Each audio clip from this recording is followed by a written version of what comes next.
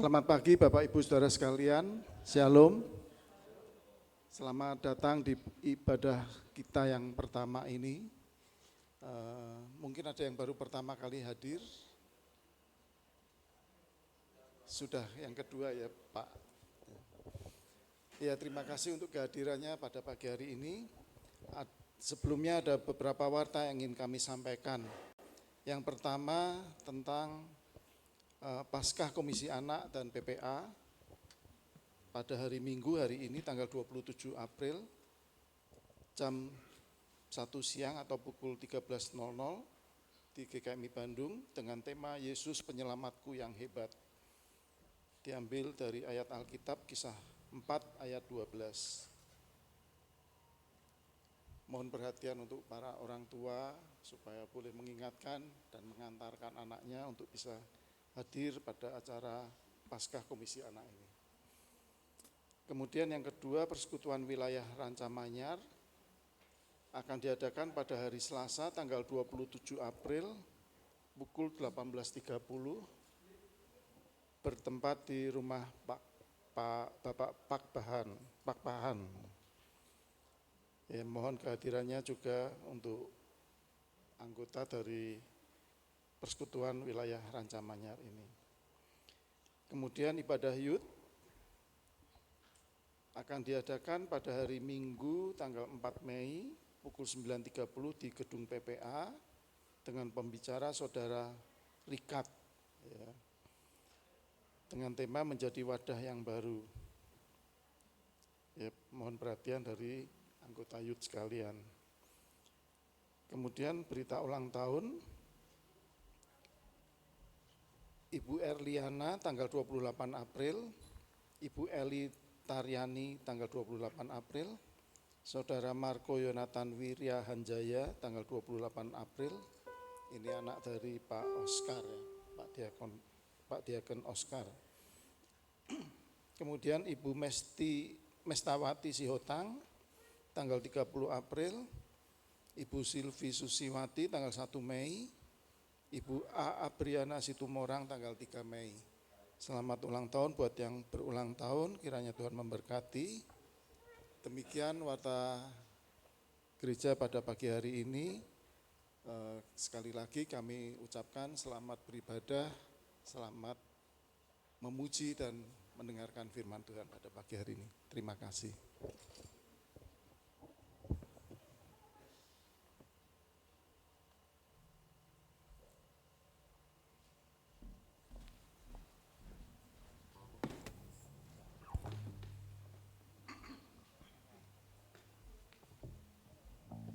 Selamat pagi, Shalom Bapak Ibu. Shalom, selamat pagi. Shalom, masih belum bersemangat ini, masih pagi. Baik, kita akan memulai. Kita akan memulai. Ya. Kita akan mulai ibadah kita di pagi hari ini. Kita akan angkat pujian-pujian kita masih dalam rangka Paskah, kita memperingati kebangkitan Tuhan Yesus. Kita akan mengenang pengorbanannya melalui puji-pujian kita. Kita akan angkat pujian Kasih Allahku.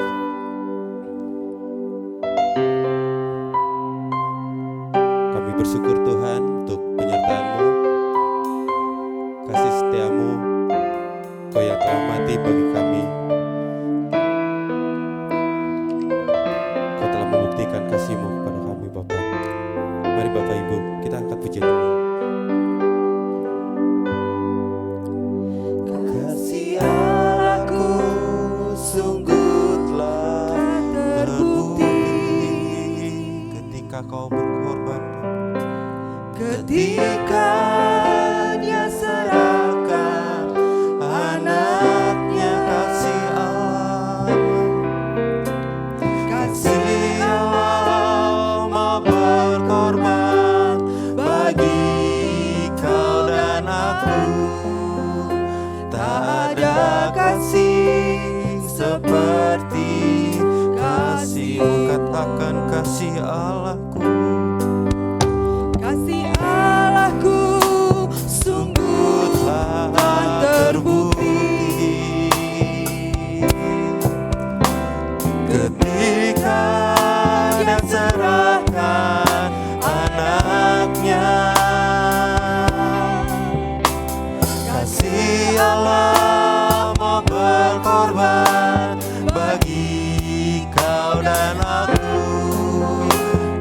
ada kasih seperti kasih-Mu. Kami mau bersyukur Tuhan, bersyukur, bersyukur, bersyukurlah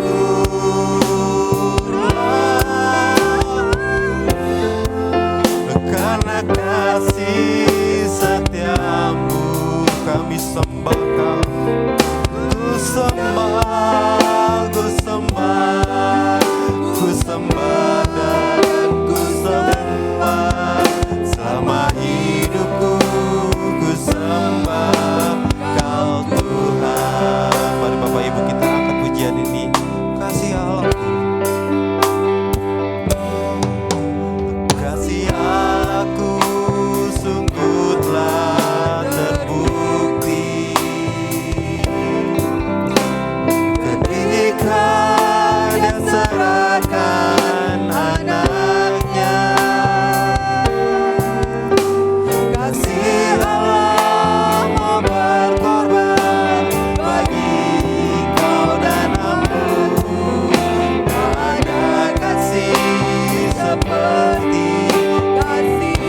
Katakan kasih Allahku, kasih Allahku sungguh telah terbukti. Kau telah mati bagi kami Tuhan, dan Kau telah bangkit buat hidup kami. Kami rasakan kasih-Mu, mau berkorban bagi Kau dan aku. Tak ada kasih seperti. Mari Bapak Ibu kita bangkit berdiri bersama. Katakan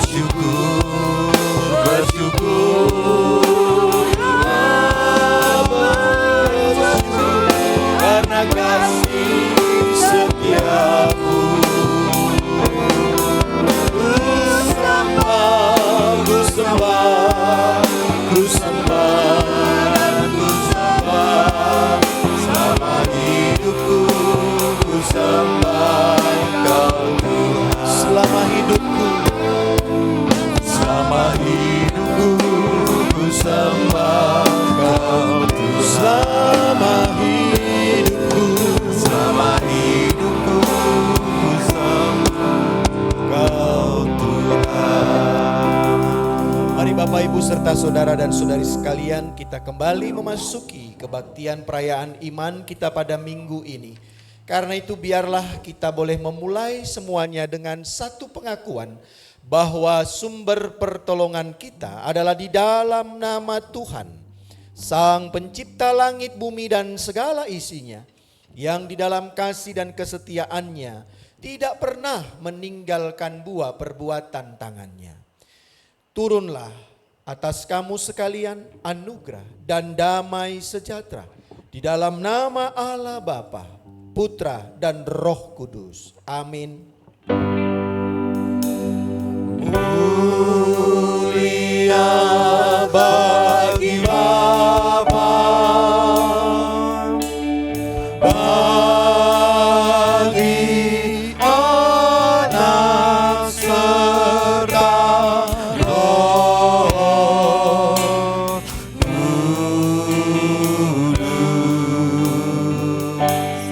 dari permulaannya, sekarang dan akan jadi selama-lamanya.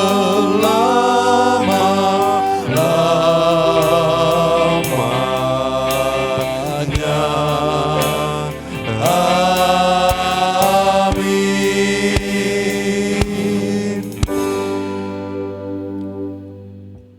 Mari kita mendengarkan firman Tuhan. Di dalam Lukas pasalnya yang ke-24, ayatnya yang ke-31 berbunyi demikian dan 32 berbunyi demikian. Ketika itu terbukalah mata mereka dan mereka pun mengenal dia, tetapi ia lenyap dari tengah-tengah mereka. Kata mereka seorang kepada yang lain, bukankah hati kita berkobar-kobar ketika ia berbicara dengan kita di tengah jalan dan ketika ia menerangkan kitab suci kepada kita? Amin, amin, amin. Amin, amin, amin.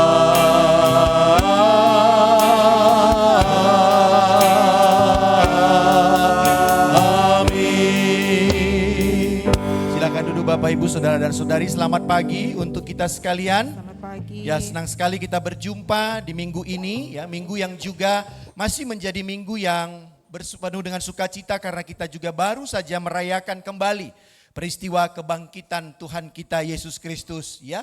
Dan ini minggu yang kedua setelah Paskah, dan biarlah kita juga terus boleh menghayati akan peristiwa itu, bukan hanya sekedar mengenang, mengetahui bahwa Yesus tidak ada di kubur itu lagi, tapi kiranya juga ada pemaknaan yang baru yang boleh kita temukan. Tentunya juga untuk semakin mempersaksikan Tuhan di dalam seluruh kehidupan kita. Ya Bapak Ibu, nanti juga siang tadi sudah disampaikan akan ada Paskah untuk anak-anak dari Komisi Anak jam 1 siang. Jadi juga bagi orang tua yang memiliki anak-anak, bolehlah juga membawa anak-anaknya untuk juga boleh bersama-sama dengan teman-temannya dan para pendamping merayakan ya peristiwa peringatan akan kebangkitan Tuhan Yesus. Ya. Dan Bapak Ibu juga doakan dalam rencana gereja kita di minggu yang kedua bulan Mei, ya. Mungkin di hari Kamis atau hari Jumat minggu kedua bulan Mei kita akan melakukan pelayanan gereja yang kita dampingi di LPF Trisakti Lampung. Sudah ada beberapa orang yang akan ditentukan untuk berangkat, karena itu mari dukung Bapak Ibu di dalam doa dan juga agar kiranya juga nanti tim dapat berangkat, dapat melayani, dan tentunya juga dapat terus memberikan inspirasi, motivasi bagi gereja yang ada di Lampung sehingga mereka tumbuh di dalam imannya dan akhirnya ujungnya juga dapat menjadi gereja dewasa sebagaimana kita ya di GKM.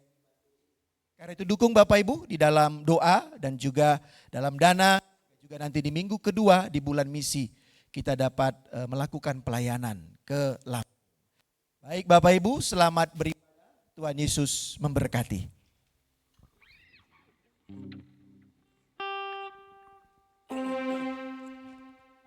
Ya, Bapak Ibu tadi disampaikan oleh Pak El bahwa kedua murid atau murid ya, murid-muridnya yang berjalan langsung bilangnya hati kita berdebar-debar ketika kita mendengarkan perkataan Yesus. Nah, Bapak Ibu kita mau mendengarkan firman Tuhan, hari ini kita mau mendengarkan sapaan, sabdaan dari Tuhan, maka harusnya hati kita itu berdebar-debar dan kita tak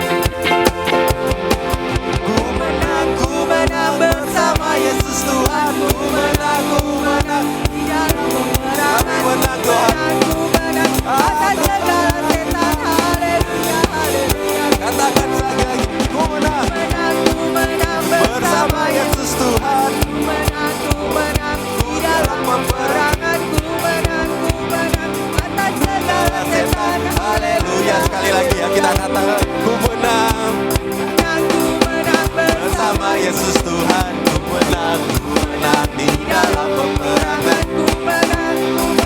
Atas segala setan, haleluya, haleluya, ku menang. Aku berkata, Tuhanku hebat. Yesusku berkata, Yesusku berkata, kami kuat melangkah, ku kuat melangkah bersama-Nya. Ku memuji, ku bersorak, ku mengangkat tinggi panggilan, hari kemenangannya. Ku bernyanyi, ku bersorak, ku mengangkat tinggi panggilan, bagi kemenangan ku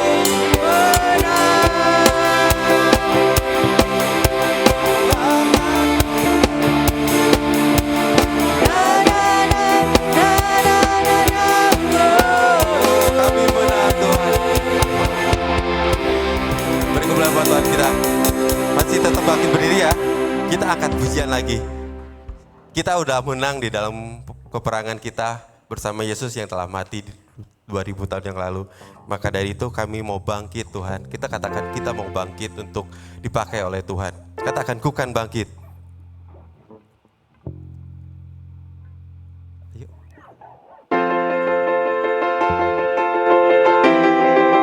Setelah kita menang dari Tuhan,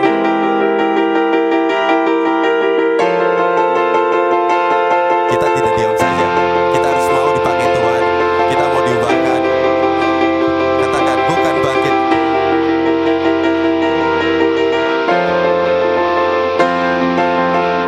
Mari kita semua umat pilihan Allah, dengarlah panggilannya untuk menaati firman-Nya.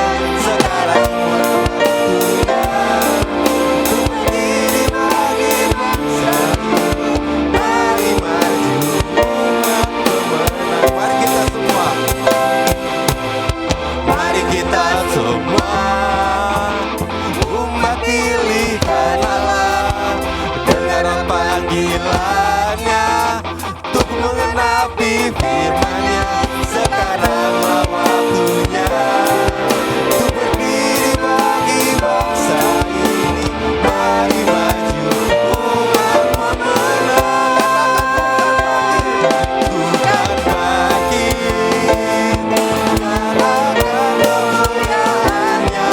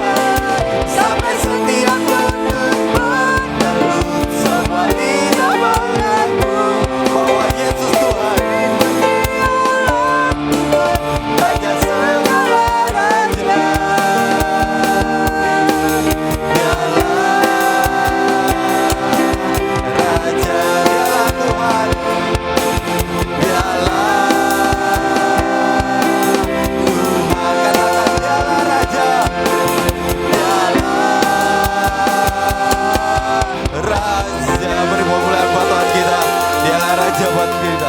Silakan duduk Bapak Ibu. Sebentar kita akan mendengarkan firman Tuhan yang akan disampaikan oleh gembala kita, Pak El. Sebelumnya kita akan siapkan hati kita lebih dalam lagi. Kita katakan mau memberi yang terbaik buat Tuhan. Setelah kematian Kristus yang boleh kita alami untuk kita, seharusnya kita tidak diam saja di kehidupan ini. Kami mau berikan hati kami mau berikan jiwa kami Tuhan.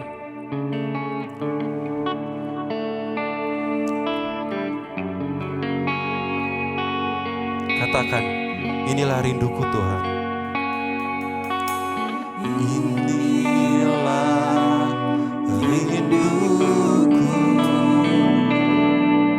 kepadamu,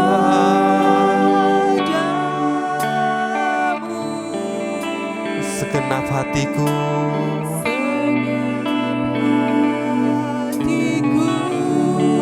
mau menyembahmu Tuhan.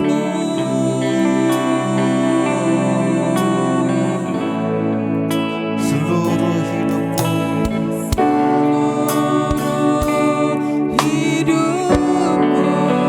kami mau memujimu.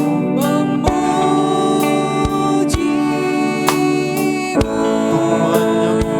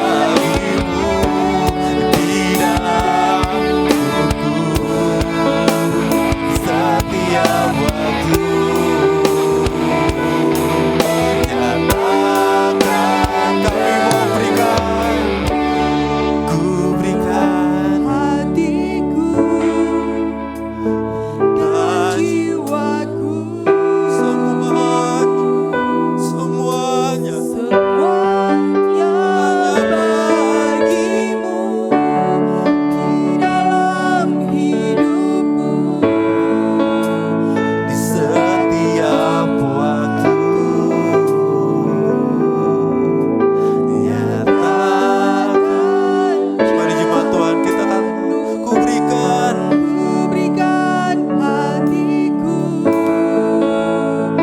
dan jiwaku, semuanya. Mari kita bangkit berdiri Bapak Ibu Saudara-saudari. Di dalam hidupku, di setiap waktu, nyatakan. Mari sungguh-sungguh berikan hati dan jiwamu bagi Tuhan yang sudah terlebih dahulu memberikan seluruh yang terbaik untuk hidup dan kehidupan kita. Semuanya bagimu di dalam hidupku, setiap waktu, nyatakan jalanmu, Nyatakan, nyatakan jalan, oh nyatakan. nyatakan jalanmu. Sesungguhnya Engkau boleh Tuhan saat ini untuk bertanya kepada kami, apa yang akan kami dan sudah berikan untuk Engkau di dalam kehidupan di dunia ini. Dan ketika Engkau bertanya kepada kami tentang hal itu, sesungguhnya itu bukan tanpa alasan, bukan pertanyaan yang hanya sekedar menjadi pertanyaan yang dimunculkan, tapi sesungguhnya itu adalah pertanyaan yang harusnya juga dapat kami jawab, karena Engkau yang telah terlebih dahulu sudah memberikan yang sangat-sangat terbaik bagi hidup kami. Karena itu biarlah Tuhan juga saat ini pertanyaan yang mungkin Engkau juga sedang sampaikan kepada kami, apa yang kami berikan untuk Engkau yang sudah memberikan yang terbaik itu, boleh juga kami temukan ketika kami juga boleh mendengarkan perenungan firman-Mu. Karena itu ya Tuhan, hadirlah.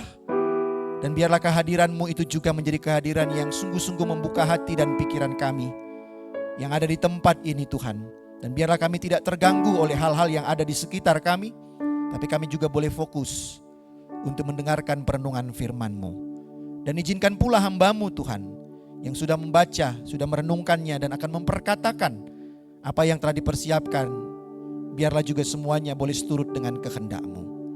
Demi Kristus kami berdoa dan memohon. Amin. Silakan duduk Bapak Ibu Saudara dan Saudari. Ya, di minggu yang kedua setelah Paskah kita masih juga merenungkan tentang kebenaran firman Tuhan yang di hari ini, di minggu ini diambil dari surat Rasul Paulus kepada jemaat yang ada di kota Filipi di pasalnya yang ketiga. Filipi pasal 3 ayat yang pertama 1b sampai dengan ayat yang ke-16. Jika kita punya Alkitabnya dan bisa dapat mempersiapkan, dari Filipi pasal yang ketiga ayat 1b sampai dengan ayat 16, dengan Lembaga Alkitab memberi judul kebenaran yang sejati. Tapi tema kita pada saat ini adalah diubahkan oleh kebangkitannya.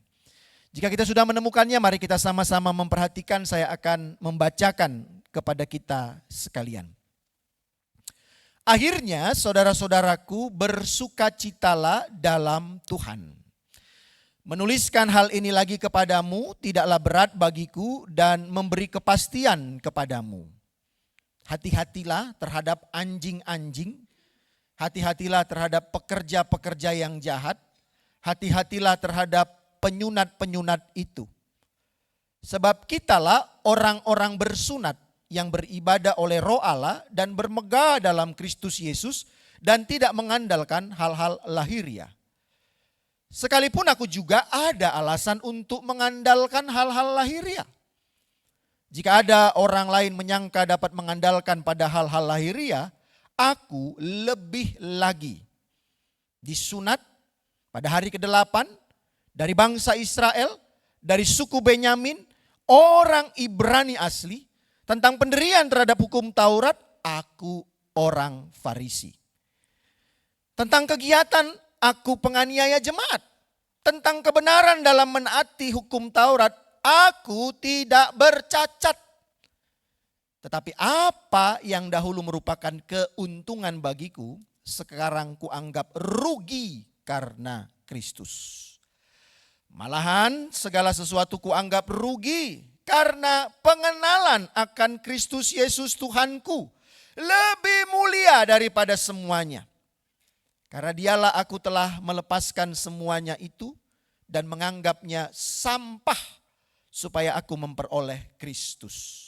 Dan berada di dalam Dia bukan dengan kebenaranku sendiri karena menaati hukum Taurat, melainkan dengan kebenaran karena kepercayaan kepada Kristus, yaitu kebenaran yang Allah anugerahkan berdasarkan kepercayaan. Yang ku kehendaki ialah mengenal Dia dan kuasa kebangkitannya dan persekutuan dalam penderitaannya, di mana aku menjadi serupa dengan Dia dalam kematiannya, supaya aku akhirnya beroleh kebangkitan dari antara orang mati. Bukan seolah-olah aku telah memperoleh hal ini atau telah sempurna, melainkan aku mengejarnya. Kalau-kalau aku dapat juga menangkapnya, karena aku pun telah ditangkap oleh Kristus. Saudara-saudara, aku sendiri tidak menganggap bahwa aku telah menangkapnya, tetapi inilah yang kulakukan. Aku melupakan apa yang telah di belakangku dan mengarahkan diri kepada apa yang di hadapanku. Dan berlari-lari kepada tujuan untuk memperoleh hadiah, yaitu panggilan surgawi dari Allah dalam Kristus Yesus. Karena itu, marilah kita yang sempurna berpikir demikian. Dan jikalau lain pikiranmu tentang salah satu hal itu akan dinyatakan Allah juga kepadamu. Tetapi baiklah tingkat pengertian yang telah kita capai, kita lanjutkan menurut jalan yang telah kita tempuh. Sampai sejauh itu pembacaan firman Tuhan. Berbahagialah kita yang mau setia jikalau terus memiliki kerinduan membaca firman Tuhan, merenungkannya, dan juga dengan penuh kesetiaan mau melakukan firman Tuhan di dalam seluruh kehidupan setiap saat.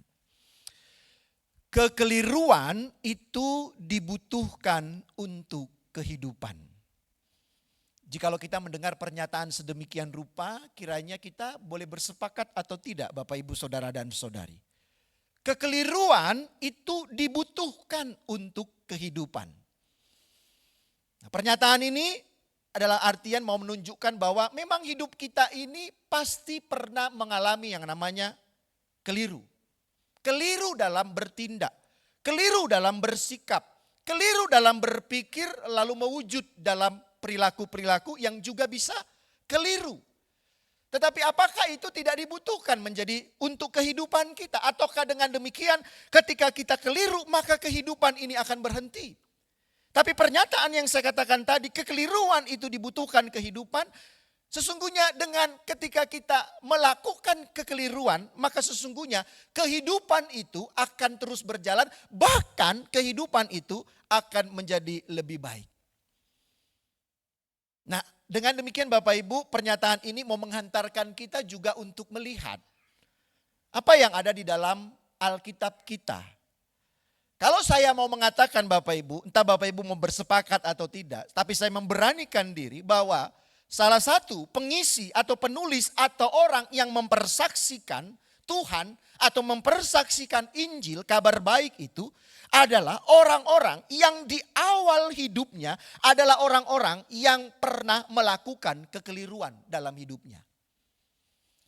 Jadi tokoh-tokoh yang ada di dalam Alkitab Bapak Ibu Saudara dan Saudari tidak 100% adalah orang-orang yang sepanjang masa hidupnya tidak melakukan kekeliruan.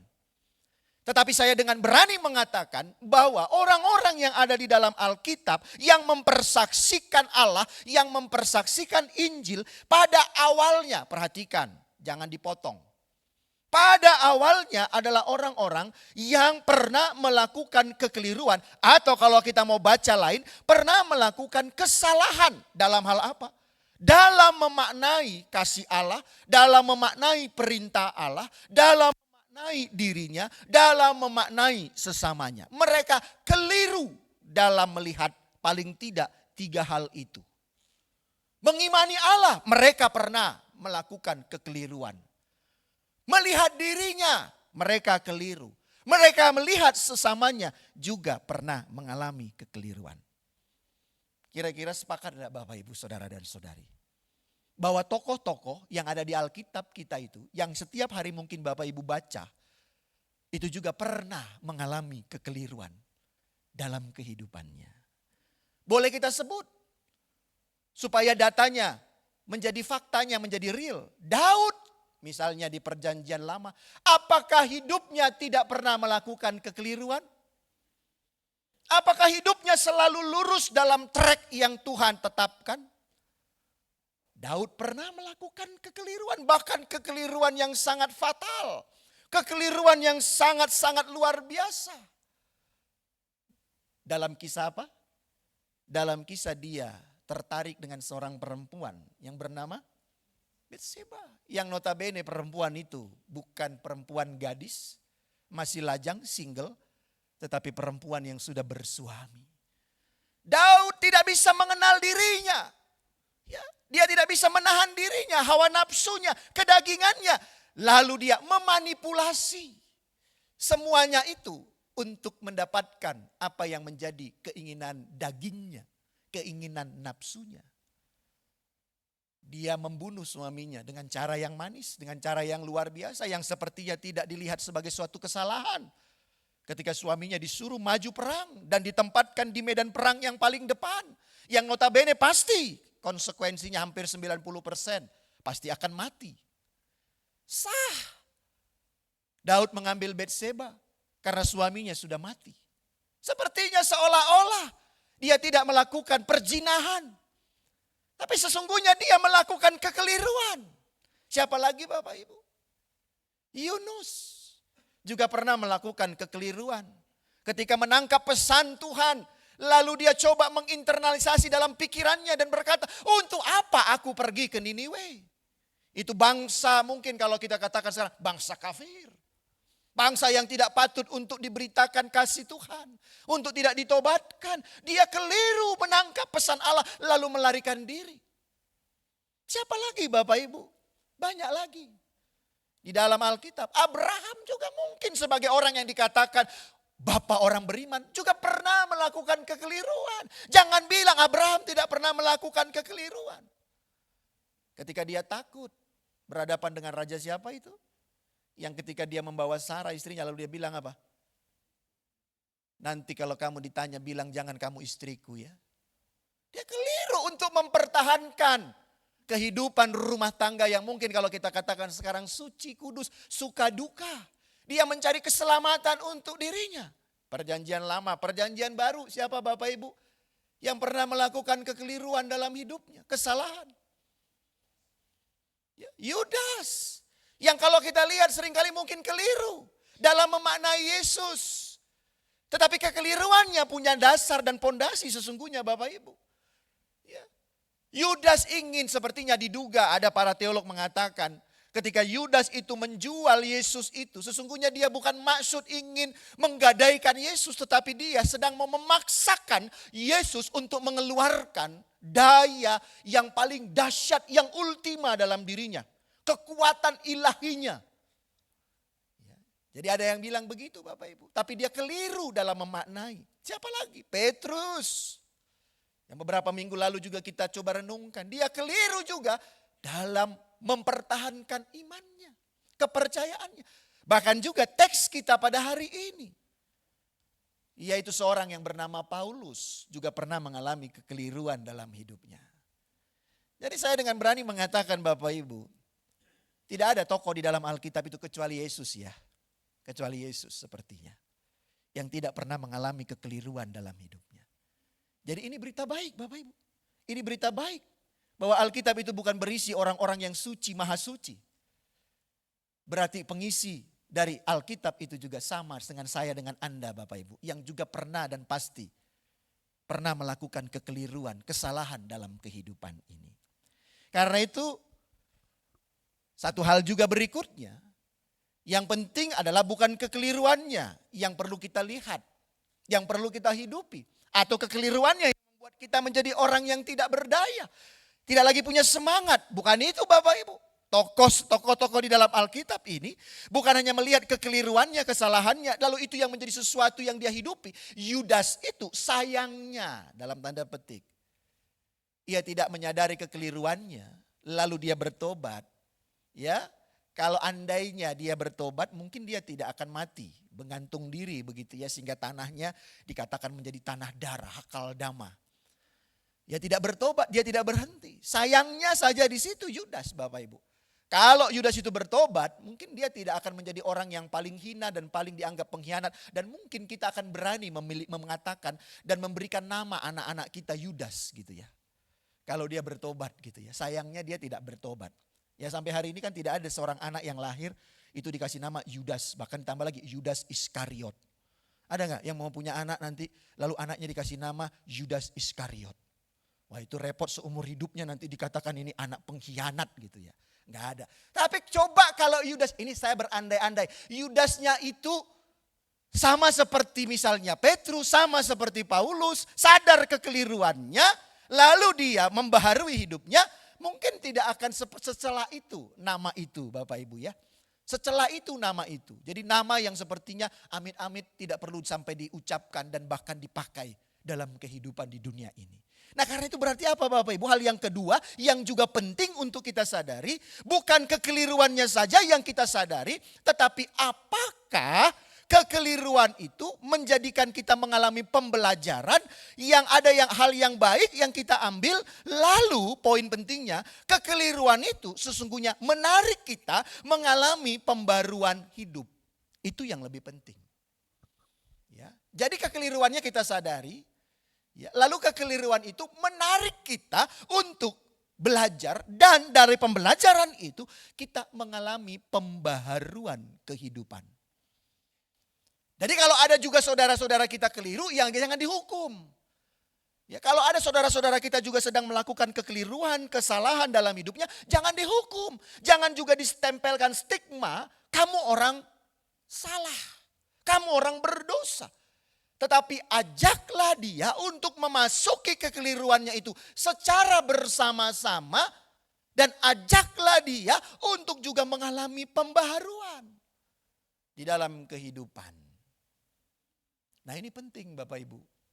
Jadi bukan hanya kita lihat kekeliruannya, tetapi apakah kekeliruan itu menjadi sesuatu titik poin untuk kita mengalami pembaharuan dalam hidup ini. Dan itu dimulai dengan apa? Sadar diri, kita juga pasti orang yang bisa keliru. Kita juga orang yang bisa salah. Nah dengan demikian jangan takut dengan kekeliruan. Tetapi takutlah ketika tidak ada pembelajaran dari kekeliruan itu. Ya, jadi jangan takut kalau keliru. Ya. Tapi takutlah kalau engkau tidak mengalami pembelajaran dari kekeliruan itu. Nah dari hal ini Bapak Ibu kita coba kembali melihat dengan teks bacaan kita pada pagi hari ini. Yang juga ini adalah bagian dari kesaksian. Nah, kita ini kan orang-orang percaya ini kan senang dengan yang namanya kesaksian ya. Kesaksian. Nah, dalam ibadah juga kita bilang ada kesaksian gitu ya. Lalu seringkali bersaksi gitu ya. Nah, walaupun kadang-kadang saya kesaksian dipaksa juga kadang-kadang dalam ibadah. Ayo kesaksian. Gitu. Jadi kadang-kadang mikir apa ya? Oh, lalu kesaksiannya nanti jadi dipikir-pikir Bapak Ibu. Ya gak apa-apa gitu ya. Tapi jangan juga dipaksa-paksa orang untuk bersaksi gitu. Kalau memang tidak ada gerakan untuk bersaksi. Nah teks bacaan kita ini juga bicara tentang kesaksian. Kesaksian apa? Bukan kesaksian tentang jemaat. Ya walaupun memang kesaksian itu muncul karena ada konteks. Konteksnya adalah Paulus sedang diperhadapkan dengan situasi yang ada di dalam jemaat Filipi. Ya. Yang sepertinya muncul orang-orang yang mengganggu kehidupan jemaat di Filipi itu. Nah Bapak Ibu nanti kalau baca ini kitab Filipi ini pasal 3 ini nuansanya sangat keras ini. Bahkan kata-katanya itu ada sarkasme, ada kata-kata yang kasar sekali Bapak Ibu. Kalau kita lihat tuh di ayat yang kedua, Paulus tuh ngomongnya itu enggak pakai mikir-mikir katanya gitu ya. Kita lihat di ayat 2, hati-hatilah terhadap anjing-anjing. Jadi Paulus ini mengatakan ini bukan dalam arti binatang Bapak Ibu ya. Dalam arti sesungguhnya. Tapi Paulus mengatakan ada anjing-anjing. Ini artinya kepada orang-orang ini. Manusia-manusia yang Paulus katakan itu sama dengan anjing-anjing yang sedang mau menggigit.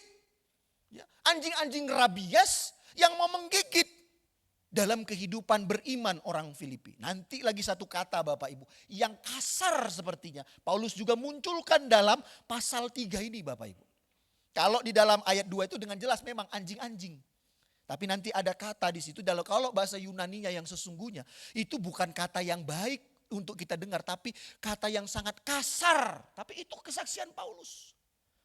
Nah, di sini Paulus sedang mau bersaksi bahwa ada situasi tentang seperti itu. Ini orang-orang yang sepertinya mau menunjukkan kehebatan-kehebatan, ya, keagungan-keagungan dalam diri mereka. Yang mau mengganggu, menggerogoti kehidupan jemaat, ya. Pekerja-pekerja yang jahat, hati-hatilah terhadap penyunat-penyunat itu. Jadi artinya ada tata cara ibadah, liturgi, segala macam aturan yang dimunculkan oleh orang-orang lain yang sepertinya mau mengganggu fokus umat kepada Kristus, lalu mau mengandalkan hal-hal yang lahiriah. Jadi sunat begitu ya, sebagai tanda yang menunjukkan kekudusan. Ya. Nah seperti itu. Lalu Paulus mau menunjukkan dia tidak memulainya dulu dengan mau mempermasalahkan permasalahannya, tapi dia mulai dengan kesaksian dirinya. Ayat 4 Bapak Ibu. Kita lihat tadi di sana. Paulus menunjukkan tentang kemegahan yang ada pada dirinya. Ya. Yang punya alasan. Jadi bermegah itu juga harus punya dasar ya. Atau mau kalau saya bilang sombong. Kesombongan diri Paulus itu dia mau munculkan. Tapi kesombongan itu juga punya dasar. Ya. Ya kadang-kadang kita ini seringkali sombong, ingin menunjukkan kemegahan. Tapi nggak ada dasarnya. Nah ini repot ini. Itu sama dengan tong kosong nyaring bunyinya.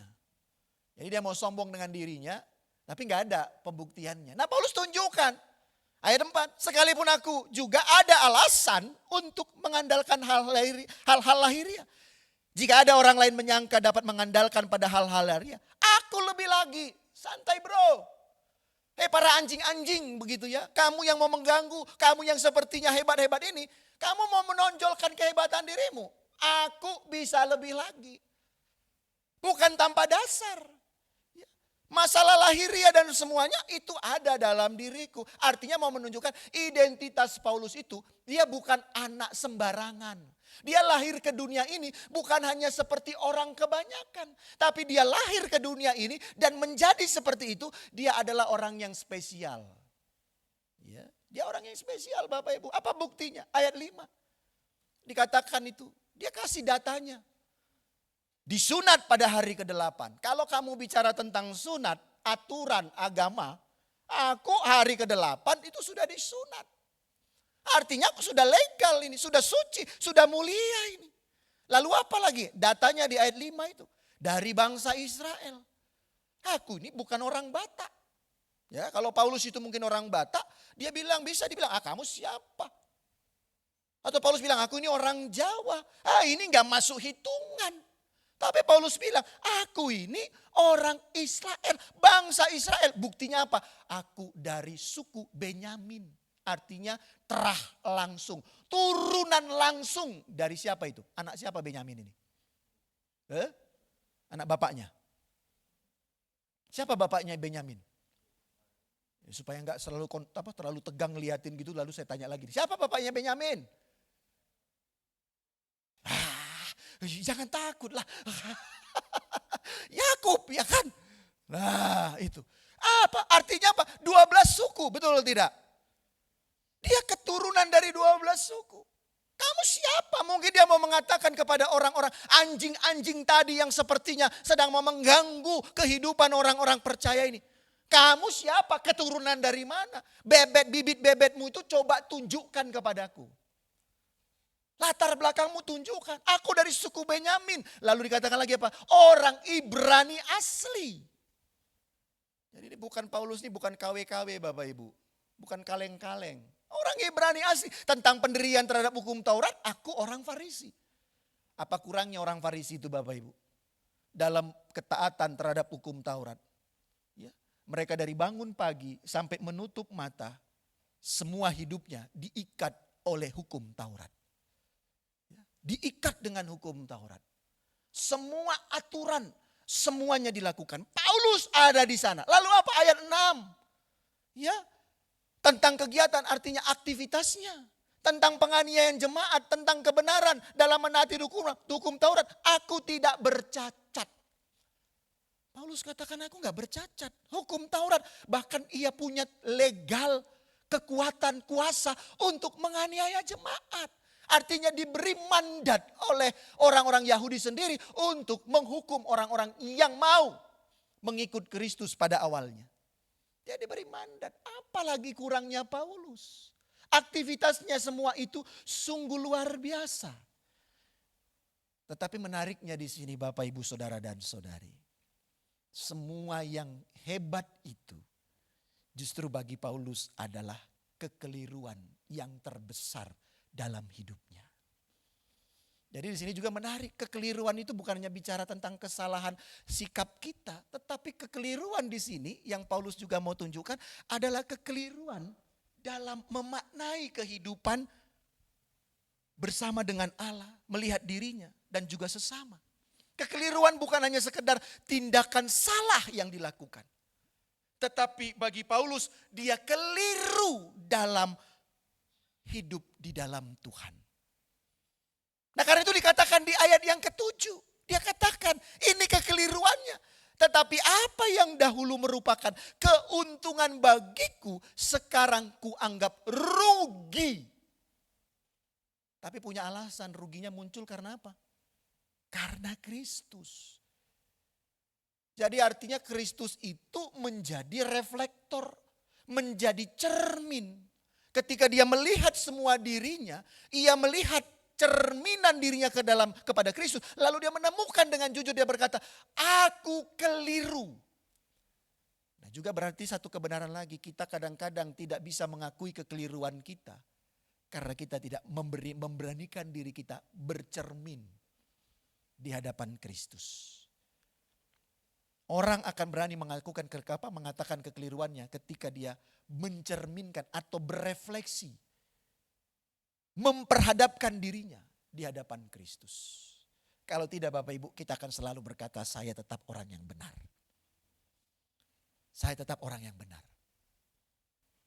Yakinlah Bapak Ibu, kalau setiap hari, setiap saat engkau selalu memperhadapkan dirimu kepada Kristus, maka saya yakin setiap hari kita menemukan banyak sekali kekeliruan-kekeliruan hidup kita. Paulus berkata di ayat yang ke-7, tetapi apa yang dahulu merupakan keuntungan bagiku sekarang kuanggap rugi karena Kristus. Kata rugi di sini Bapak Ibu, bahasa Yunaninya adalah zemia. Paulus ini pakai kata rugi ini dalam dunia konteks perdagangan Bapak Ibu, dalam dunia ekonomi. Ya. Kata rugi di sini Paulus mau katakan sebenarnya Bapak Ibu adalah bagi Paulus itu sama dengan bahasa bisnis. Dalam aktivitas bisnisnya sesungguhnya semua yang dia lakukan itu adalah sangat-sangat rugi. Mendatangkan tidak ada sama sekali keuntungan. Jadi dia merasakan bahwa semua yang dia bisniskan, dia lakukan, dia kerjakan itu zong. Sedikit pun gak ada keuntungannya.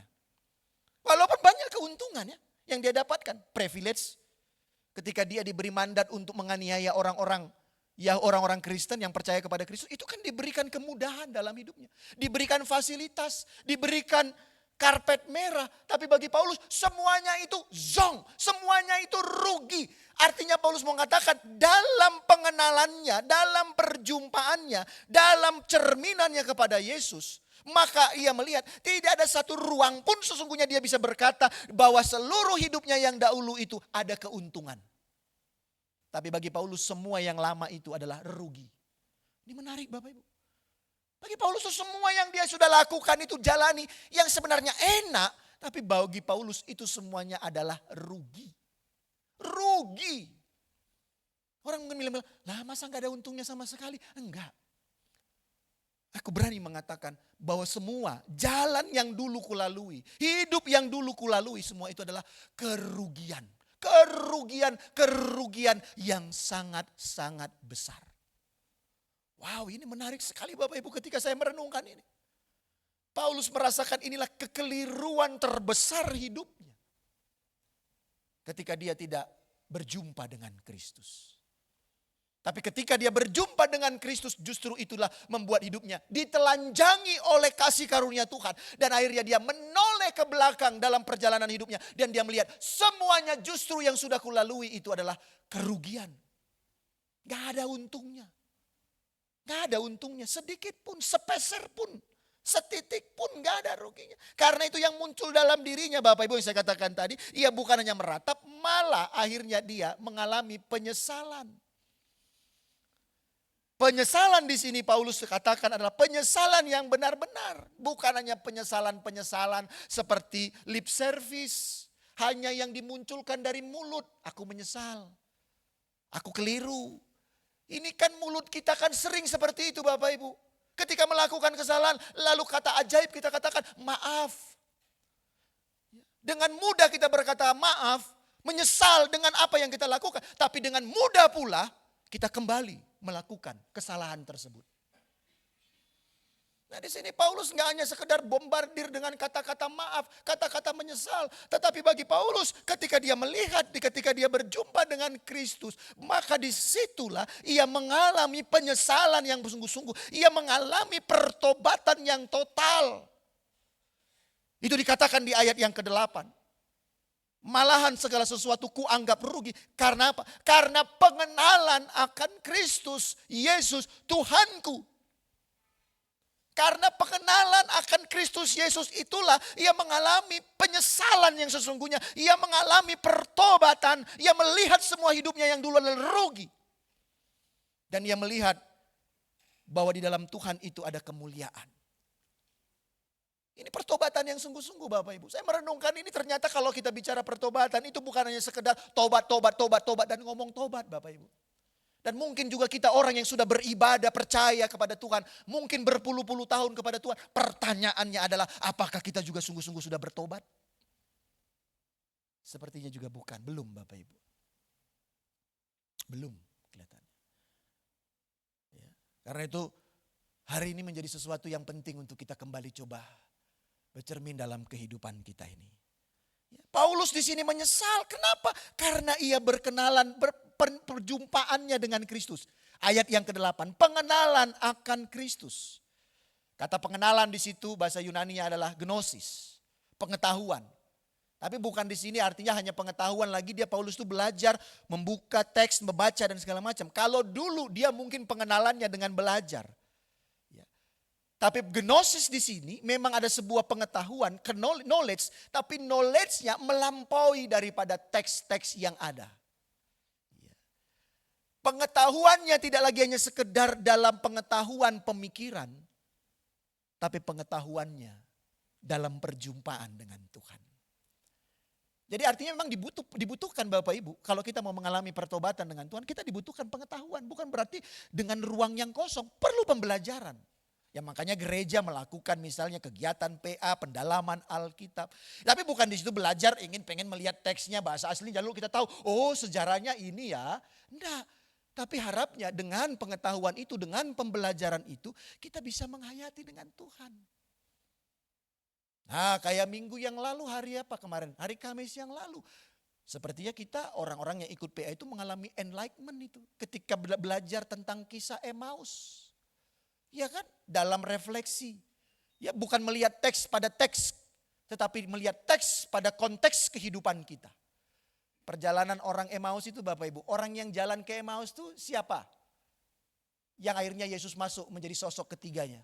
Siapa yang jalan ke Emmaus Bapak Ibu? Kisah Lukas pasal 24 itu ya. Dua orang jalan kan, satu namanya siapa? Satu namanya siapa Bapak Ibu? Wah ini kita belum belajar sampai ke situ kelihatannya.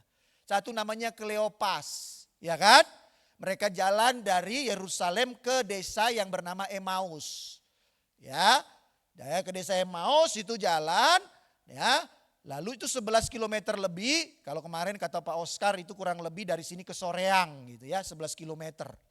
Lalu di 3 km perjalanan tiba-tiba muncul sosok ketiga. Yang adalah Yesus yang kita baca setelah kisahnya tuntas. Mereka kedua nggak ngerti siapa ini. Ya kan? Tapi dikatakan di situ Kleopas dan temannya. Siapa temannya? Nggak tahu, nggak ada namanya. Lalu ketika kita belajar, kita coba mengkerucut kemarin, siapa temannya itu? Ternyata kita boleh coba katakan, refleksikan temannya itu saya. Artinya apa? Saya dengan Kleopas, ya, Daniel dengan Kleopas, Pak Haryono dengan Kleopas sedang berjalan menuju ke Emmaus, tapi nggak kenal siapa yang ada di tengah-tengah mereka. Kenalnya ketika apa itu Bapak Ibu? Ketika Yesus secara intim memecahkan roti. Bertiga doang itu. Iya kan? Artinya Kleopas yang nggak tahu memang siapa lagi ini cerita Kleopas ini. Tapi dalam refleksi kita kemarin, temannya itu siapa? Itu bisa jadi saya lah. Lalu duduk bertiga melingkar, sangat intim gak itu? Lalu Yesus memecahkan roti. Dan tadi dikatakan, bukankah hati kita berkobar-kobar ketika ia berbicara dengan kita? Akhirnya apa? Dari Emmaus 11 kilometer mereka kembali lagi ke Yerusalem. 22 kilometer. Ya, dari Soreang nyampe Soreang kembali lagi ke Kopo Permai ini. Dalam perjalanan waktu yang sama, bukan hari yang berbeda. Untuk ngapain? Ngabarkan Injil. Nah ini pengenalan Bapak Ibu. Jadi Paulus itu gnosis itu artinya dia mengalami bukannya sekedar pengetahuan. Knowledge, tahu kisah, tahu sejarah. Tapi mengalami pengetahuan yang baru. Nah pengenalan inilah yang akhirnya memberanikan Paulus untuk melepaskan semua yang dahulu tadi yang dia katakan sebagai hal yang merugikan dalam hidupnya. Dan karena itu dikatakan Paulus ini mengalami yang namanya revolusi identitas. Nah bagi kita orang percaya itu harusnya juga mengalami yang namanya revolusi identitas kita. Bukan evolusi. Kalau evolusi itu prosesnya bertahap lama. Tapi sebenarnya kalau kita mengalami perjumpaan dengan Kristus, maka kita harus mengalami revolusi. Revolusi hal apa? Identitas kita. Diri kita ini harus mengalami. Paulus mengalami itu. Dan menariknya Bapak Ibu Saudara dan Saudari, ketika dia mengalami revolusi identitas, maka dia katakan lagi bukan hanya sekedar rugi semua yang dahulu di dalam hidupnya, tetapi semua yang ada, yang dia lakukan, yang dia jalani dalam kehidupannya itu, bagi dia semua itu adalah sampah. Sampah. Ketika dia belajar untuk mengenal akan dia, mengenal akan kuasa kebangkitannya, maka semua yang dahulu yang dia alami itu, ya, dikatakan tadi di ayat yang ke-8, karena dialah aku telah melepaskan semuanya itu, karena pengenalannya akan Tuhan, maka dia lepaskan, dia katakan rugi, dan dia menganggap semuanya itu sampah. Bukan lagi hanya bicara rugi Bapak Ibu, tapi ini kata yang sangat-sangat tegas sekali. Sampah. Ada yang tahu Bapak Ibu bahasa aslinya sampah ini? Skubala, Yunani, kalau diterjemahkan, ini LA ini sangat baik sebenarnya. Ya, Lembaga Alkitab Indonesia ini mengatakannya dengan sampah. Tapi Bapak Ibu, kalau diteliti, ya kata sampah di sini bukan hanya sampah, tapi Paulus bilang semua yang dahulu itu, maaf ya, boleh ya ngomong kotor ya, ngomong kotor ya, boleh ya, kotor ya, ngomong kotor ya, kotor gitu ya, bukan ya. Bapak Ibu, Paulus katakan di sini, itu semua sama dengan, maaf, tai. Paulus bilang itu Bapak Ibu, semua yang dahulu itu bagi dia adalah tai. Maaf ya, tapi itu sebenarnya kata-katanya. Kalau Pak Danu tadi bilang gitu ya. Iya. Tapi bagi Paulus semua itu, berani enggak kita Bapak Ibu seperti Paulus ini mengatakan semua yang dahulu itu tai. Tadi kalau di ayat 2 itu masih berani anjing-anjing gitu. Tapi di sini memang Lembaga Alkitab Indonesia itu memberi kata yang agak manis gitu ya, sampah, ya kan? Nanti kalau dibilang Alkitab kok ada tulisannya tai gitu kan. Tapi kalau diteliti dalam bahasa aslinya, itu Paulus mau bilang semuanya itu dan menganggapnya sampah skubala. Sama dengan apa? Kotoran. Bau. Ada kotoran itu yang wangi Bapak Ibu? Ada kotoran itu yang wangi? Gak ada. Saya itu kalau pagi ngantar Budita itu misalnya ke sekolahan lalu pulang tuh kadang-kadang di Cibaduyut itu saya dari mana itu belokan itu ya belokan Cibaduyut lama itu kalau mau sudah ada tempat sampah di situ kan. Nah itu biasanya saya pulang itu dari ujung itu saya sudah tahan napas. Jadi saya tahan napas bukan hanya di dalam air saya menahan napas. Kenapa? Karena itu kan bau sekali itu pagi-pagi itu kan diangkati sampah. Bau banget tuh. Saya tahan napas. Wah gitu jalan. Gitu. Kalau kita juga masuk tol Kopo itu kan seringkali ya, setelah masuk tol Kopo lalu kadang-kadang bau gitu kan, nggak bisa juga nggak buka kaca harus ngetep, bau, enak nggak Bapak Ibu kalau ada bau di dalam mobil kita? Happy kita, bau, happy ini. Nah, karena bagi Paulus itu semuanya bau, sampah, segubalah. Dan ini akhirnya Bapak Ibu, Paulus mau mengatakan apa? Ketika dia mengalami revolusi identitasnya, dia mau mengatakan apa paling tidak? Bahwa akhirnya dia mau bilang, nilai absolut Kristus itu menjadi bagian yang harus ada dalam dirinya. Jadi Kristus itu bukan lagi sekedar separuh, seperempat, seperenam-belas. Tapi Kristus itu adalah absolut. Kalau Pak Yoyo bilangan absolut itu berapa Pak Yoyo secara matematika? 0 ya? Positif. Ya kan? Jadi bagi Paulus Kristus itu adalah positif. Mutlak. Gak bisa lagi ditawar.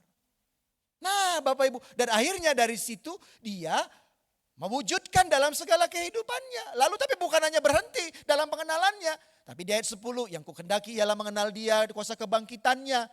Akhirnya dia bukan berarti stop. Nah kadang-kadang kita seperti ini sudah mengalami revolusi lalu berhenti. Enggak, Paulus enggak berhenti. Tapi dia tetap gnosis, tetap belajar, tetap mengenal. Pengen terus mengerti Tuhan. Ya, karena itu kan ada pujian yang kurenungkan firman-Mu siang dan berarti pagi enggak usah. Enggak ya Bapak Ibu ya? Harusnya ditambahin, kurenungkan firman-Mu pagi, siang, dan malam gitu ya. Kadang-kadang kan berarti itu ada pembenaran, cuman siang dan malam, pagi enggak usah gitu kan. Artinya Paulus enggak Bapak Ibu, karena itu dikatakan di ayat yang ke-10. Ini menarik sekali. Ini pengungkapan imannya. Yang ku kehendaki ialah, karena tadi itu di ayat-ayat sebelumnya, maka apa? Konklusi, kesimpulan dalam hidupnya. Yang ku kehendaki, terserah kamu. Tapi bagi diri Paulus, adalah mengenal dia dan kuasa kebangkitannya dan persekutuan dalam penderitaannya. Artinya siap menderita, siap untuk tidak diterima, siap untuk dianiaya. Yang dulu sesungguhnya itu tidak bisa terjadi dalam dirinya. Tapi kalau karena pengenalan akan Kristus, ia siap menderita, fine, oke. Ya, karena apa? Dalam penderitaan itu aku menjadi serupa dengan dia dalam kematiannya. Lalu ayat 11, supaya aku akhirnya beroleh kebangkitan dari antara orang mati. Akhirnya dia bisa bangkit. Menjadi new creation, menjadi ciptaan baru, menjadi manusia baru yang juga membaharui dalam kehidupan di dunia ini. Itu goalnya Bapak Ibu. Itulah goalnya yang bukan langsung dari capai. Tapi itulah fokus akhir hidupnya yang ia terus kejar. Yang terus ia lakukan. Mengenal dia. Ya. Mengenal Tuhan. Kuasa kebangkitannya. Karena itu kita perlu mengenal terus kuasa kebangkitan Tuhan ini Bapak Ibu. Karena itu Paskah ini bukan hanya di minggu yang lalu. Tapi Paskah ini adalah setiap hari dalam kehidupan kita. Kita harus mengenal, bukan lagi mengenal hanya Tuhan yang tersalib. Tapi kita perlu mengenal Tuhan yang bangkit Bapak Ibu. Jangan hanya kenal Tuhan yang tersalib, walaupun itu menjadi dasarnya. Tapi yang perlu kita kenal adalah Tuhan yang bangkit. Artinya apa? Yaitu memotivasi kita untuk kita menjadi orang yang mengalami kebangkitan dalam hidup ini. Kemenangan. Ya, dikata tadi lagu kita itu kan lagu-lagu perang. Kita ini senangkan lagu menangkan, iblis dikalahkan. Wah itu kan, pertanyaannya tadi saya pagi dengar itu Bapak Ibu. Sesungguhnya iblis itu yang paling besar itu di mana? Di luar diri kita atau di dalam diri kita? Dalam diri kita. Bahkan tadi ada kata-kata bijak mengatakan semakin engkau sukses, semakin engkau luar biasa hidupmu, semakin engkau naik dalam hidupmu. Sesungguhnya musuhmu semakin yang besar itu bukan di luar daripada hidupmu.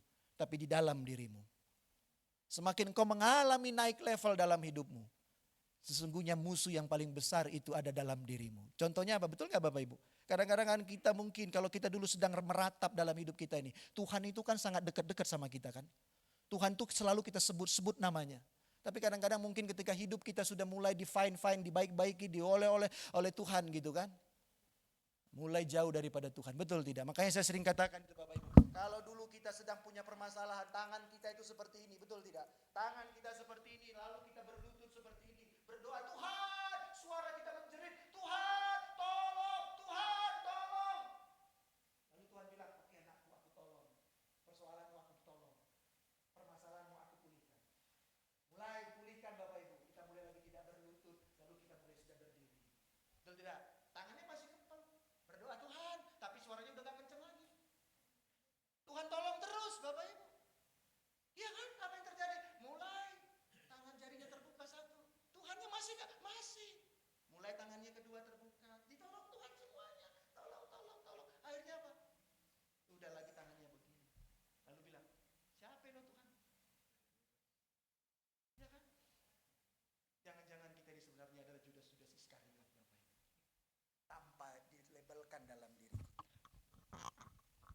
Bapak Ibu, Paulus menjadi seperti itu dan akhirnya ia melayani Tuhan. Nah karena itu apa yang perlu kita renungkan dari kisah ini? Maka peristiwa kebangkitan Tuhan itu sesungguhnya juga harusnya menjadi perjumpaan kita dengan Ia yang bangkit itu. Jadi artinya kita Bapak Ibu, kita perlu menjadikan kubur ini yang sebentar lagi akan dibongkar ini. Ya besok kayaknya udah dibongkar karena hari ini masih ada Paskah Komisi Anak. Kemarin Pak Kadir mau bongkar, saya bilang jangan. Ya kan? Nanti besok minggu masih ada Paskah sekolah minggu. Dia kemarin udah mau bongkar Bapak Ibu. Ya kan, udah mau dibongkarnya, Pak saya bongkar ya. Jangan, saya bilang gitu. Karena itu Bapak Ibu, inilah cerminan kita.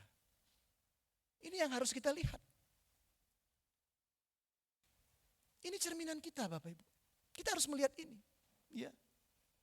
Ini bukan hanya karya kepintaran Budanu.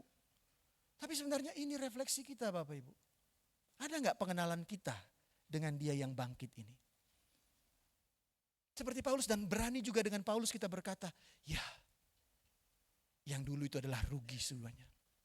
Semua yang kujalani hari-hari yang tadi, jejak-jejak itu kerugian. Ketika aku melihat Kristus yang bangkit ini. Bahkan yang dulu itu semua yang kulalui itu adalah sampah, kotoran. Sorry to say, tai. Semua yang dulu itu adalah kotoran, bau. Karena pengenalanku akan Kristus. Berani enggak kita Bapak Ibu? Siap enggak kita? Untuk kita seperti itu. Lalu kita siap untuk dengan berkata dia 10. Mengenal Dia, kuasa kebangkitannya, persekutuan dalam penderitaannya. Di mana kita menjadi serupa dengan Dia dalam kematian. Supaya, jangan hanya berhenti dalam kematian. Supaya akhirnya beroleh kebangkitan dari antara orang mati. Kita menjadi orang yang baru. Kita orang yang keliru. Tapi kita dibenarkan oleh Tuhan. Membawa pembaharuan dalam kehidupan kita. Wujudnya apa Bapak Ibu? Harga diri itu tidak lagi menjadi sesuatu yang penting dan terlalu penting dalam hidup kita. Kita ini manusia ini kan paling susah itu kan tentang harga diri ya. Nah harga diri itu tidak lagi menjadi penting dalam kehidupan kita. Apapun kita mengalami revolusi dalam identitas kita. Nah kemarin Bapak Ibu tentang harga diri. Saya belajar kemarin ketika mendampingi ibu-ibu ke Jakarta untuk Paskahan PGMI 1 Komisi Perempuan. Saya datang ke sana mendampingi Bapak Ibu dan ternyata ada tugas penting yang harus saya kerjakan di sana. Apa itu? Bu Danu ketawa. Saya jadi tukang foto. Tadi Daniel bilang kan, mari kita akan mendengarkan firman Tuhan dari Bapak Gembala. Gembala itu kan berarti kan posisi yang mulia kan. Tapi kemarin saya benar-benar jadi gembala. Bukan menjaga kawanan ternak. Tapi memfoto kawanan ternak domba-domba. Bapak Ibu, wah itu foto. Jadi itu kan bahkan bukan hanya untuk GKMI Bandung. Tapi untuk gereja lain juga. Pak. Sebentar. Saya mau ke ruangan, mau ikut sama ibu-ibu, mau ganti baju, mau makan gitu. Baru lewat dari ruangan GKMI Anugerah itu, tiba-tiba pakai dari GKMI mana itu kemarin tuh Karunia. Pak, karena kenal ya, banyak yang kenal sama saya ini ya. Saya ini kan pendeta tercemar Bapak Ibu. Ya, tercemar di sana sini gitu ya. Lalu karena tercemarnya banyak yang kenal. Loh, Pak. Wah udah saya berdiri Bapak Ibu kan. Wah itu gitu kan. Mereka masih, sebentar Pak ya, sabar ya Pak ganteng, katanya gitu kan. Syukur masih ada kata gantengnya gitu kan. Sabar ya Pak. Wah itu saya masih berdiri mereka gitu kan. Tunggu, kata gitu. Padahal kan ini bukan jemaat saya. Pendetanya ada di ruangan Pak Febri gitu kan. Tapi saya yang harus foto, gak apa-apa lah gitu kan. Udah gitu kan, sebentar Pak, tunggu. Biar semua masuk. Ayo.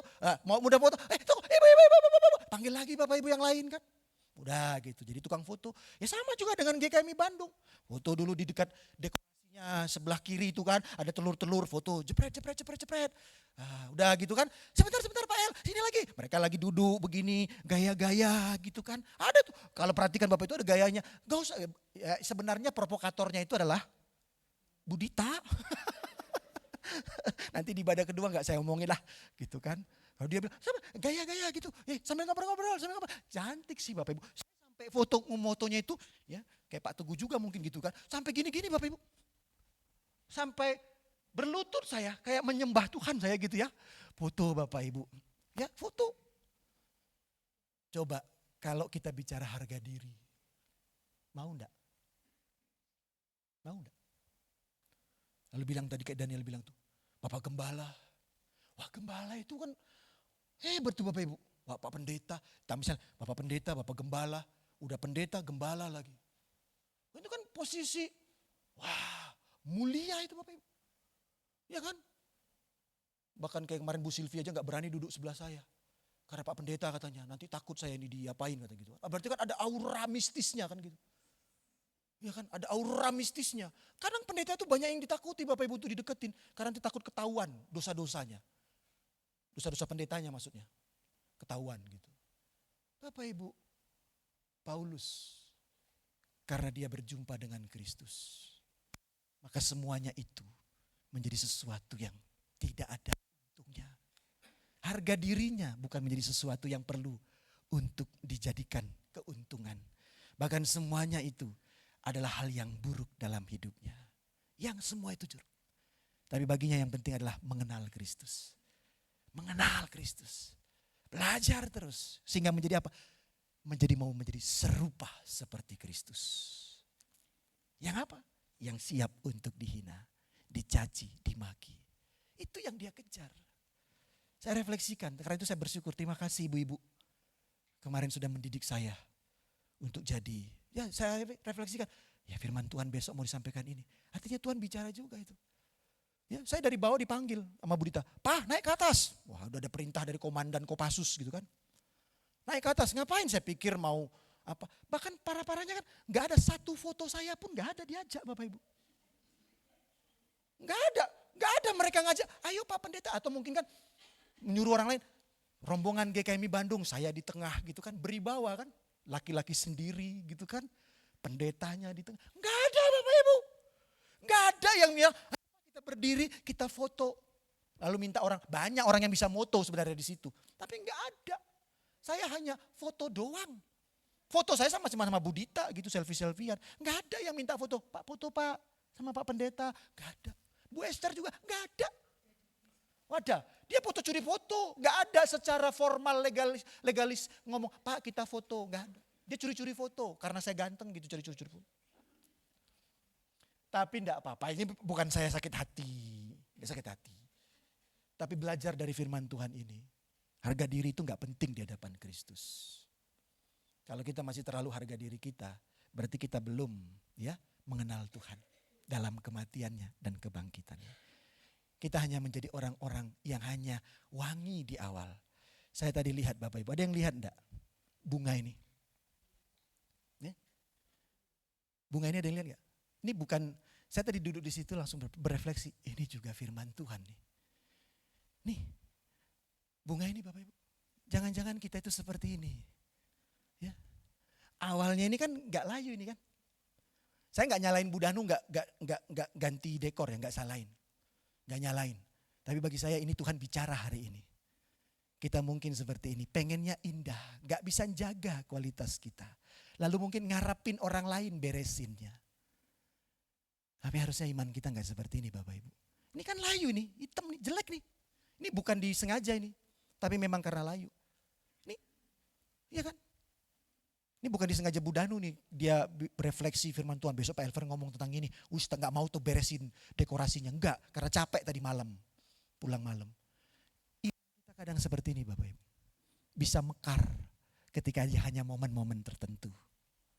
Tapi apakah iman kita bisa tetap terjaga? Seperti itu. Karena itu terakhir Bapak Ibu. Yuk, kalau Tuhan itu sudah bangkit dalam hidup kita, mari kebangkitannya itu juga membangkitkan kita. Wujudnya apa? Yuk, ini kalimat bijak ini. Jangan jadi Kristen konsumen. Ya, jangan jadi Kristen konsumen. Kristen konsumen itu apa? Ada 3 hal. Ya, mendengar tapi enggan melakukan firman. Itu konsumen. Ya, mendengar tapi enggan melakukan firman. Menerima tapi tidak pernah mau berbagi. Itu konsumen. Ya, mengikut Yesus semata-mata untuk kepentingan dirinya sendiri. Itu konsumen. Hanya pengen untuk dirinya. Tapi kalau kita sudah ada di dalam Kristus, maka kita akan menjadi orang-orang yang diubahkan oleh kebangkitannya. Gak mudah. Karena kita orang yang ada di dalam kekeliruan. Tapi kalau engkau keliru, yuk cepat-cepat balik. Cepat-cepat balik di dalam jalan Tuhan. Tuhan berkati kita. Amin. Mari kita berdoa. Terima kasih Tuhan, Engkau telah memberikan kami kembali kesempatan untuk merenungkan firman-Mu. Tolong kami Tuhan, untuk terus boleh belajar menjadi seperti Engkau. Tidak mudah Tuhan, karena banyak hal dalam diri kami, ego kami, keakuan kami, yang sering itu lebih besar daripada kasih-Mu. Tapi biarlah melalui firman-Mu pada saat ini, kami benar-benar menjadi lebih daripada pemenang. Yang bukan hanya dalam perkataan, tapi juga dalam sifat, tindakan dan perbuatan kami. Demi Kristus, tolonglah kami. Amin. Mari kita bangkit berdiri Bapak, Ibu, Saudara dan Saudari. Mari kita bersama-sama kembali mengucapkan komitmen pemuritan kita. Dengan penuh kesungguhan kita berkata, kami bersaksi bahwa tidak seorang pun dapat sungguh-sungguh mengenal Kristus, kecuali ia yang mengikutinya setiap hari dalam kehidupan.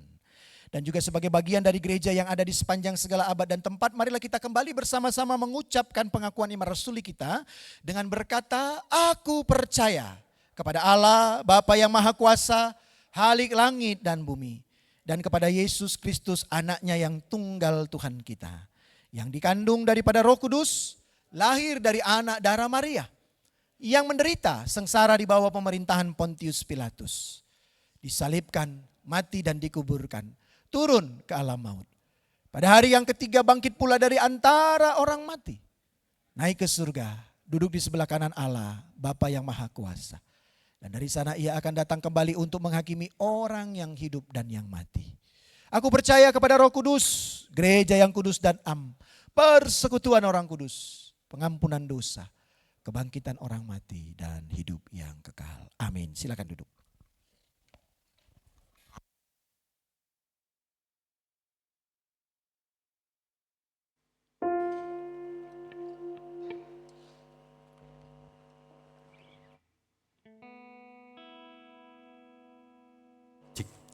Ya, terima kasih Bapak tukang foto. Enggak ya, Bapak Gembala kita ya. Terima kasih atas pemberitaan firman Tuhan yang telah disampaikan pagi hari ini dan nanti yang akan kedua. Sungguh telah membuat kita menjadi refleksi ya. Untuk kita mau berubah karena Yesus telah bangkit dalam kehidupannya kita. Sedikit cerita sambungan dari seorang Paulus yang telah berubah dari asalnya Saulus menjadi Paulus. Setelah dia berubah, telah menganggap bahwa kehidupan lamanya itu adalah sampah. Namun kalau kita lihat, kita pelajari lagi, kehidupannya itu malah secara manusiawi malah tidak menyenangkan ya. Bahkan sampai di akhir hidupnya dia harus rela jadi martir. Nah, Bapak Ibu, mungkin di kehidupan kita pun kurang lebih suka begitu ya. Ketika kita mau melayani Tuhan, kita mau berubah untuk memberitakan Injil, tapi malah kok kehidupan kita malah jadi semakin kurang baik-baik saja gitu ya. Dirasa-rasanya kok lebih enak dulu ya kita hidup buat diri kita sendiri aja gitu ya. Nah, dari sini kita belajar bahwa ketika kita mau menyerahkan diri kita untuk hidup kita untuk Tuhan, kehidupan kita itu gak baik-baik saja. Ada kalanya kita selalu merasakan sesuatu yang kurang enak, karena Tuhan tuh gak janji langit itu akan selalu biru. Namun Tuhan mau mengajari kita bahwa kebangkitannya telah memberikan hidup buat kita. Dia telah bangkit dan dia janji ada hari esok. Dia telah bangkit. Dia janji bahwa hidup kita itu tak akan gentar, karena dia yang pegang hidup kita. Kita mau angkat pujian ini sambil menyiapkan hati kita untuk mengangkat doa-doa syafaat kita. Katakan, sebab dia hidup. Sebab dia hidup.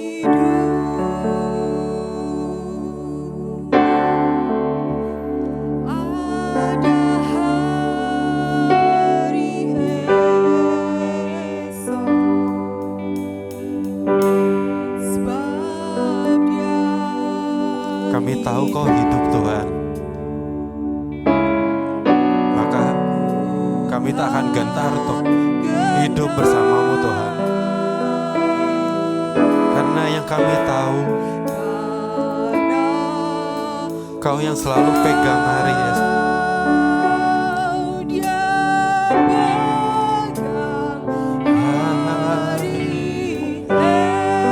Hidup kami jadi berarti. Hidup kami bukan sampah. Kami yakin hidup kami dipegang oleh Tuhan.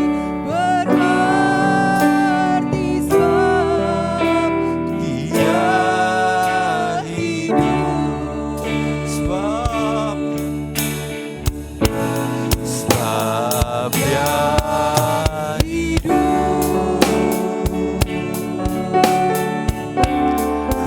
ada hari esok, sebab dia kami tak akan gentar apapun masalah kami Tuhan. Kami tahu bahwa Engkau hidup bagi kami.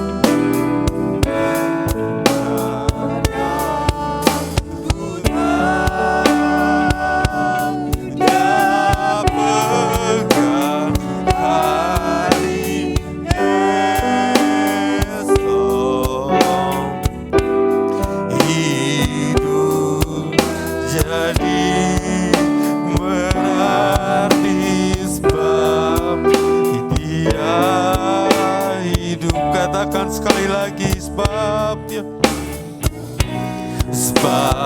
dia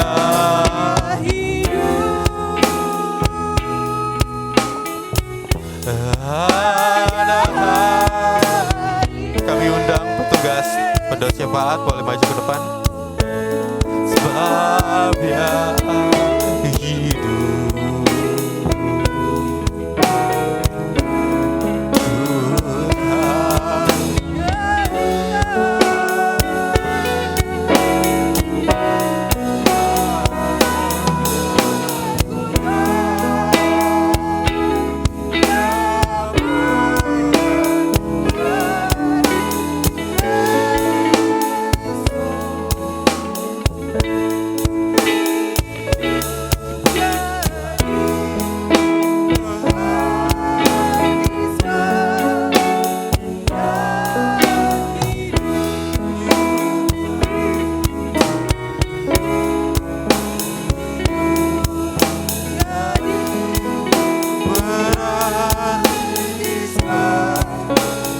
Kami deklarasikan hidup kami berarti Tuhan. Hidup jadi berarti sebab Yesus hidup.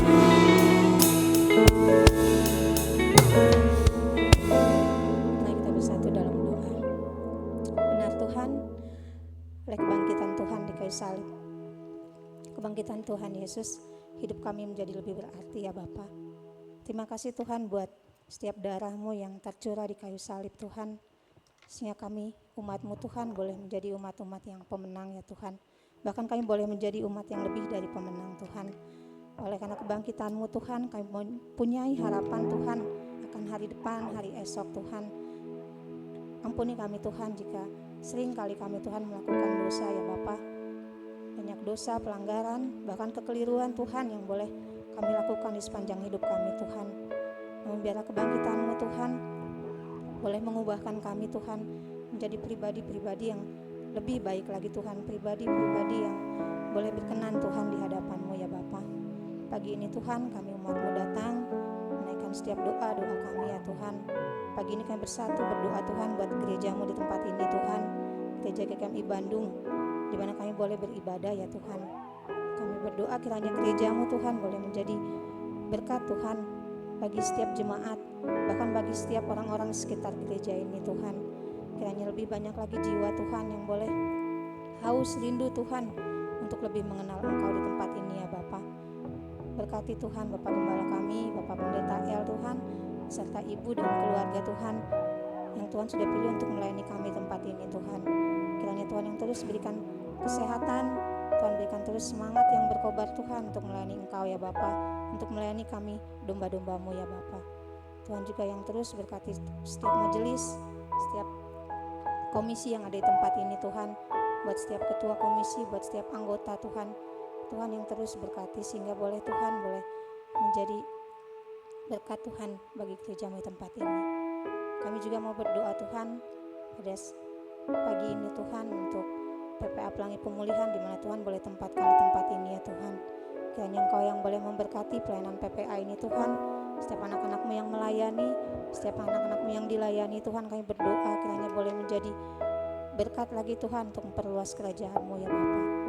Kami juga mau berdoa Tuhan pada pagi ini Tuhan buat setiap umat-Mu yang hadir Tuhan.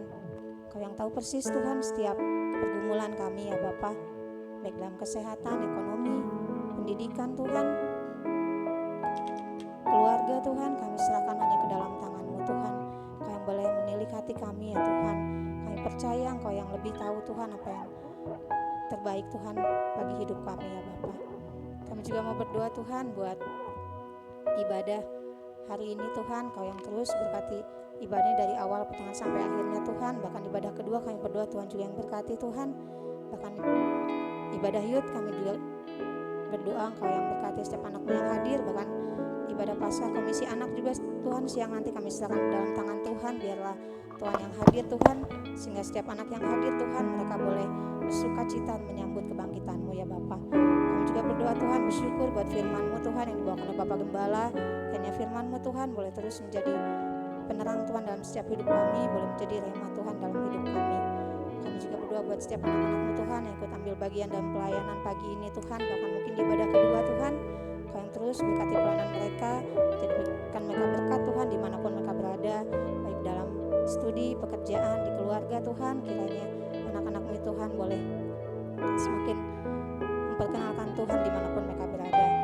Bapa, doa kami Tuhan yang jauh dari sempurna ini Tuhan, kiranya Tuhan yang boleh sempurnakan ya Bapa. Ini dalam nama Tuhan Yesus Kristus kami sudah berdoa dan mengucap syukur. Mari kita berdoa. Bapa kami, Bapa kami yang di surga, dikuduskanlah nama-Mu, datanglah kerajaan-Mu, jadilah kehendak-Mu di bumi seperti di surga. Berikanlah kami pada hari ini makanan kami yang secukupnya. Ampunilah kami akan kesalahan kami, seperti kami juga mengampuni orang yang bersalah kepada kami. Dan janganlah membawa kami ke dalam pencobaan, tetapi lepaskanlah kami daripada yang jahat. Karena Engkau-lah yang punya kerajaan, dan kuasa, dan kemuliaan sampai selama-lamanya. Amin. Terima kasih. Kita akan memberikan persembahan kita yang terbaik di pagi hari ini. Kami undang para petugas boleh maju ke depan.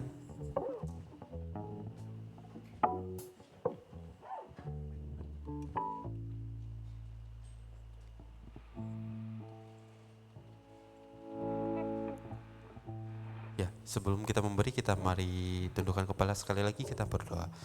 Allah Bapa kami yang bersuka, kami bersyukur untuk kebaikan-Mu Tuhan sepanjang hari ini. Kau telah terus menyertai kami, terus memberkati kami, dan kami Tuhan tiba saatnya akan memberikan persembahan kami yang terbaik di minggu ini. Biarlah Tuhan persembahan ini boleh dipakai, digunakan oleh gereja-Mu di tempat ini untuk memperluas kemuliaan-Mu Tuhan. Biarlah melalui persembahan ini pelayanan Tuhan tempat ini pun terus diperbarui, terus dimaksimalkan. Biarlah Tuhan persembahan ini terus dipakai dengan baik Tuhan. Biarlah nama-Mu terus dipermuliakan dan berkati setiap kami yang memberi. Biarlah kami juga boleh memberi dengan sukacita, dan setiap kami yang masih belum bisa memberi Tuhan, kami juga berdoa biarlah kami juga boleh diberkati, dan minggu yang akan datang kami boleh memberikan yang terbaik. Ini ucapan syukur kami Bapa, hanya di dalam nama Tuhan Yesus Kristus. Haleluya, amin. Sambil persembahan diedarkan, kita akan belajar satu lagu baru dari GKMI Worship, Allah Tahu Yang Terbaik.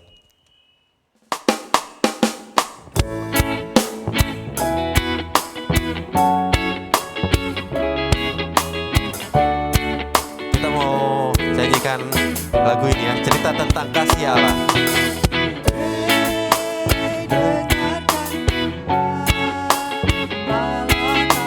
Kita mau belajar lagu ini. Katakan, kawan, dengar lagu ini. Kawan, dengar lagu ini, cerita tentang kasih Allah. Dia yang telah berkorban buat kita. Dan semua masa depanmu, kawan, bukan Allah tak adil. Saat semua suruhmu belum dijawab, percayalah Allah tahu yang terbaik untuk dirimu dan semua masa depanmu. Katakan, Allah tahu yang terbaik bagimu.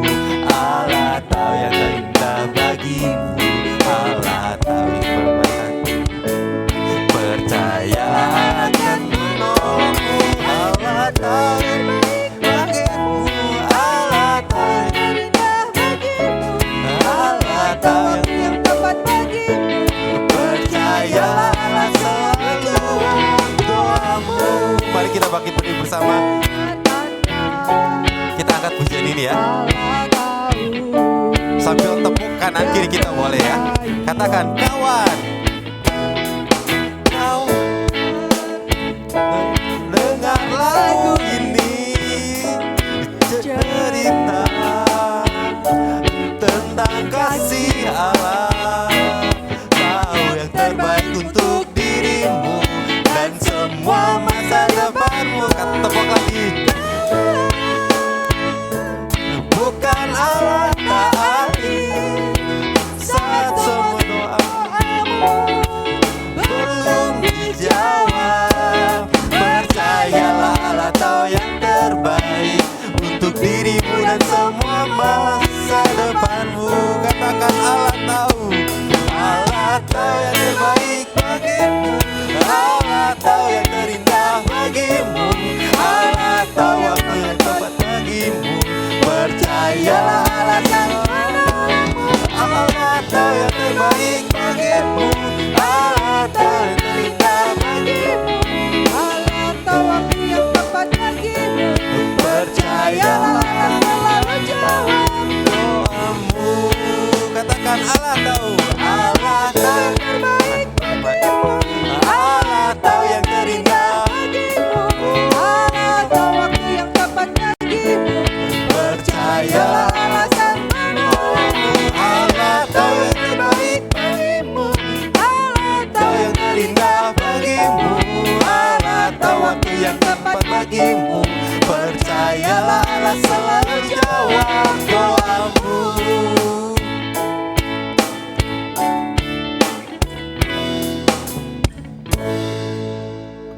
Allah pasti tahu dan sangat tahu yang terbaik dalam hidup kita. Karena itu, selalulah buka hati kita untuk melihat akan setiap apa yang Tuhan akan berikan dalam kehidupan kita. Kini pulanglah dan masukilah kehidupanmu, biarlah engkau menjadi orang-orang yang selalu dibaharui dalam pengenalanmu akan Kristus yang bangkit itu. Karena itu, terimalah berkat Tuhan. Maka Allah damai sejahtera yang oleh darah perjanjian yang kekal, yang telah membawa engkau kembali dari antara orang mati, Gembala agung segala domba yaitu Tuhan kita, kiranya memperlengkapi engkau dengan segala yang baik untuk melakukan kehendaknya dan mengerjakan di dalam engkau apa yang berkenan kepadanya oleh Yesus Kristus.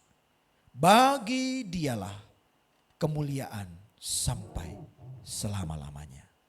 Amin.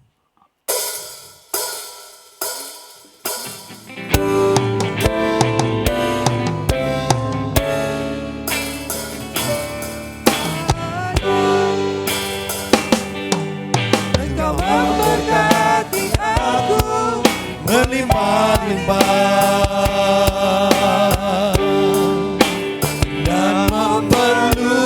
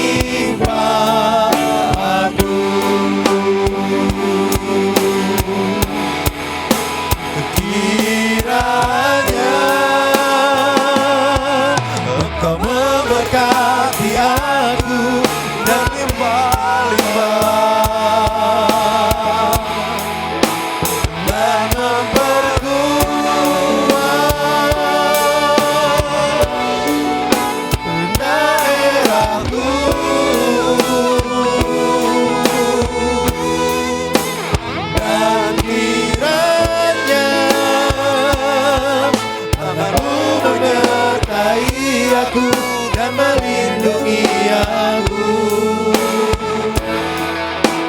daripada malapetaka, sehingga kesakitan tidak menimpa aku.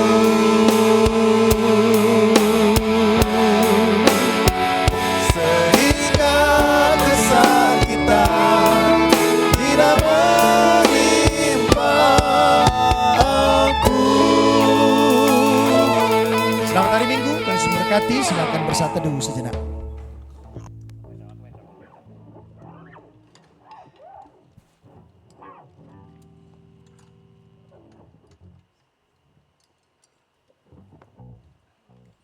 Amin. Selamat hari Minggu. Tuhan Yesus memberkati dan sampai jumpa di minggu yang akan datang.